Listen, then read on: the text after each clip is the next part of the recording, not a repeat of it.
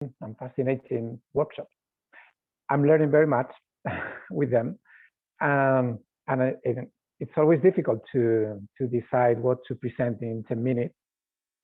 So I just wanted to stick to the main issue of this workshop regarding what does it mean critical in urban studies, especially from my perspective, since I'm a sociologist, but I have also backgrounds in political science, urban planning, and some other disciplines. So I really like the field of urban studies as such, that allows a lot of freedom to think about urban issues. So what is critical in urban studies? I think I prepared just a slide with the content, with the summary of the content. I don't know if Freya got the slide. Anyhow, it doesn't matter.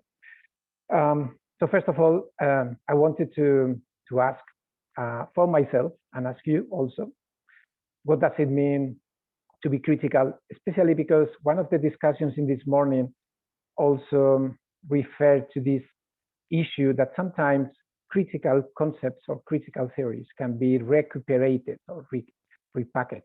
That was the concept that that happens very often when it comes to participatory budgets or when it comes to the right to the city concept, for example. So some people argue that critical urban studies are now the new mainstream. And I don't agree with that. I think we still need to be critical, and there is a lot of work to do about being critical. First of all, because there is no single critical approach. There are many critical approaches according to different ideological and epistemological trends.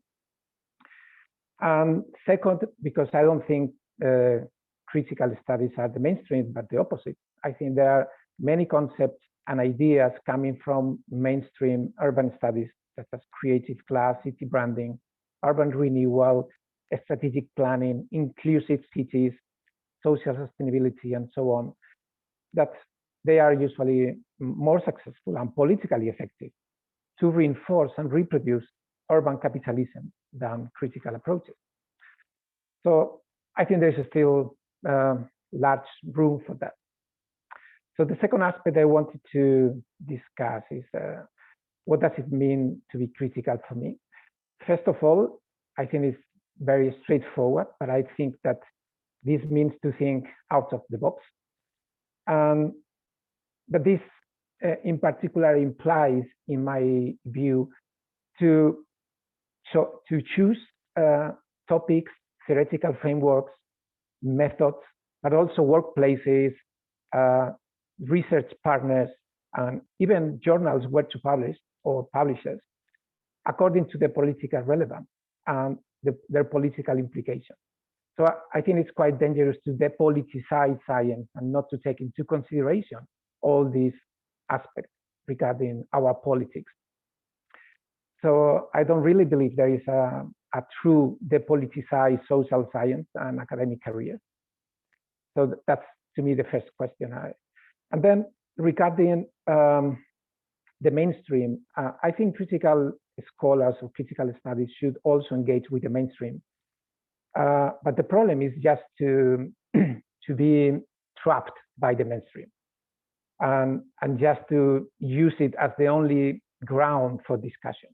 I think that the mainstream can be a good starting point, but it's very poor for critical scholars to just be limited by that. And this happens very often when your topics or your concerns or research cases are not trendy or fancy or sexy, you can even say.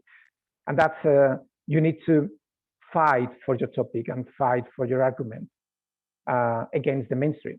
So that usually applies very often to critical scholarship. And finally, I think critical means also to embrace intellectual curiosity and to produce original and novel interpretations, but empirically and theoretically well-grounded, justified with precise concepts. Also, when concepts are systematically articulated within a theory. I don't think it's about just concepts. I think this is really poor when we just focus on a specific concept. It's about the whole theory in which all these concepts are related to each other and make sense.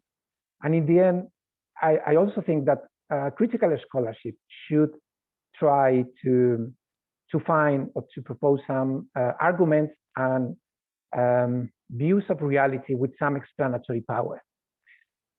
This means that I'm very much against vagueness, meaningless speculation, unnecessary jargon, just very simple or mere descriptions of reality, or even pamphlets. That happens very often when we do a scholarship, critical scholarship, with a political relevance.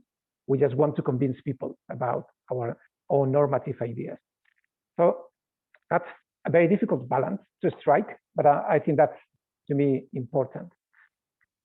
My third point is regarding the content of this critical scholarship more than the general principle.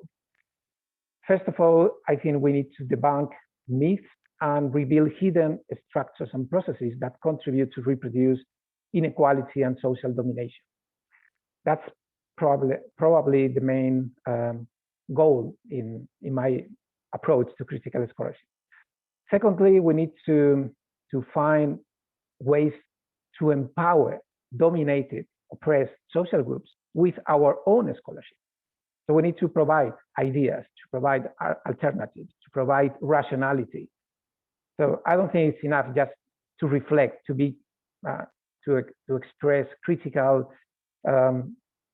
criticism about other scholarship and so on. So I think we need to pursue that goal. Something that is also quite important to me, especially when it comes to the study of social movement, is that we learn from the history of past struggles, especially from different social movements, in order to propose possible, feasible, and egalitarian horizons. And that's something that I always regard as quite essential in my scholarship, because I think I learned a great deal from social movements and from activism. But of course, I also learned a great deal from academia. So I think it's important not to dismiss the first part. And I think it's that's what I expecting always from scholars who are researching or engaged in urban movements, to tell me what have you learned from them? What is this telling you about alternatives, political alternatives, or political agendas and programs that can overcome the current inequalities and oppression? And then last but not least, I think we need to escape as much as possible from the constraints of academic institutions, because unfortunately they are becoming increasingly commodified, neoliberalized, and more authoritarian. So we need to find also ways to survive within academia, while at the same time we subvert or transform academia from inside, and we value education, teaching, research, and academic freedom. And this means that we cannot do that alone. That's one of the main issues of academic careers, that we are very individualist. And we need to foster meaningful cooperation with both insiders of academia and outsiders of academia. Another point I want to stress, because somehow I often missed that approach in these workshops, in previous workshops, is that I think Marxism is still a great inspiration for social science and for urban studies. And this basically means to me many things, but I can summarize just a few points. First of all, that our main concern or research subject is not individual. I don't think that's the unit of analysis, but social relations, social structures, spatial and historical processes of change, and in particular, which has been emphasized by the organizers of this session, the main contradictions and conflicts, class struggles, but many other social conflicts and social struggles in all urban and social phenomena. So this could be one of the main lessons, takeaway lessons, thank you, when you apply or you try to apply a Marxist framework to urban phenomena. Of course, I think Marxism has also taught us that capitalism as the economic mode of production, or the dominant mode of economic production, and the state or the political regime are always shaping our social lives, social needs, social aspirations, and even choices.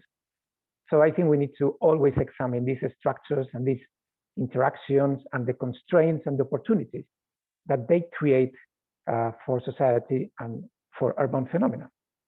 And that's something I miss very much when I read articles and books in which the emphasis is always put on culture, it's always put on discourses, it's put on networks, on social capital, or state institutions alone, without revealing the connection between society, state, and capital. And also something which is very healthy, at least from the last decades of urban scholarship, I think is the global scope, this dialectics between the global and the local that we need to consider, and the multiple scales, and so on and so forth. So I cannot develop that much, but it's probably part of this Marxist inspiration in my approaches. In relation to that, something that was perhaps a gap in Marxist scholarship was the approach to urban movement. There were some attempts in the past and some very interesting contributions, but there were always many problems about that. And even nowadays, in the current literature on urban studies, when resistance or movements are considered, it's still difficult to find systematic analysis of this movement and the way they produce a space, or the way they interact with urban space. And also, I guess that from a Marxist perspective, we don't see much the presence of class in this analysis, and a specific understanding of the mechanisms of how the contention between movements, organizations, activists, and other opponents develop. So I still feel that there is plenty of room to develop these approaches for urban and housing movements in particular. But of course, the other side of the coin is that not all urban movements are progressive. And then there are also reactionary or pro-capitalist or capital-driven protests and mobilization from below that we should consider. And this means that critical scholarship in this respect is not always engaged in scholarship, because if you are against these movements, you can still study them, but this doesn't mean you need to be engaged or to collaborate with them. But you still need to envision which kind of lessons you can take from them and what kind of political alternative implications and relevance they take. But on the other hand, when you are really engaged in progressive urban movements, I think we as scholars and academics, we need to take into consideration, first of all, the needs of activists in terms of knowledge, and also the timing, the language, the living conditions, the resources. And these are all sensitive, very, very sensitive matters. So I think that before planning any sort of engaged critical scholarship with movements, we need to consider how to cater these needs and aspirations. Probably I'm already in the 10 minutes. I let you talk a little bit more because I didn't need that much time, but yeah, you're right. In 1 minute, we should start with the first presenter. So if you could come to an end, that would be nice. Absolutely, yeah. Well, I prepared so many ideas, but this is just like a summary. So I still believe that I said we need to widen the scope of critical urban studies. We need to pay more attention to engage scholarship, to activist scholarship, activist research, to the way how urban movements operate, but also when we need to integrate the issues regarding state, capital, and society, and in particular the global working class, the issues not only of wage workers, but also precarious and employed workers, and everyone who is indirectly exploited in this global world. And that could be the final thing. Yeah. Thank you. Okay, thank you. Thank you very much. And sorry for being a little bit rude, but I was, yeah, my not very nice